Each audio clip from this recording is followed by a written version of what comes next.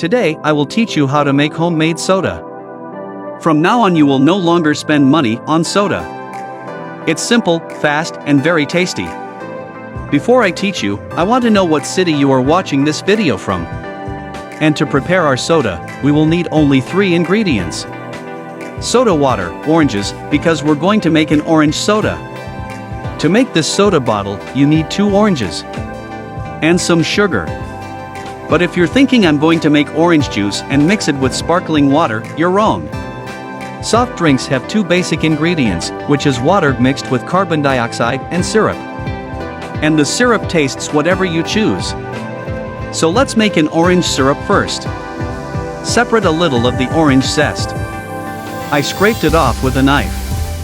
And put it in a pan.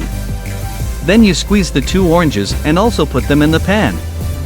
You separate, more or less, half a glass of sugar and add it along with the other ingredients, in the pan. Place over low heat and boil until the liquid is half the volume it was before. Then you take it out and let it cool. After cooling, you can put it in the fridge. Now is the moment of truth. We have the orange soda syrup, and I'm going to use half of it to make a glass of soda. And then just mix it with the sparkling water, which I left in the fridge, and it is already cold. The flavor of this soda is very similar to the soda you buy at the supermarket. The advantage is that it has no preservatives, no dyes and other ingredients of that kind. But the amount of sugar in it, you may have noticed, is very similar to that of regular soda. See how easy and fast it is? And it's a delight. There are numerous advantages to choose this homemade soda instead of the common one. I want to end this video with a message that is in Psalms chapter 40 verse 1. I put all my hope in the Lord, He leaned toward me and heard my cry for help.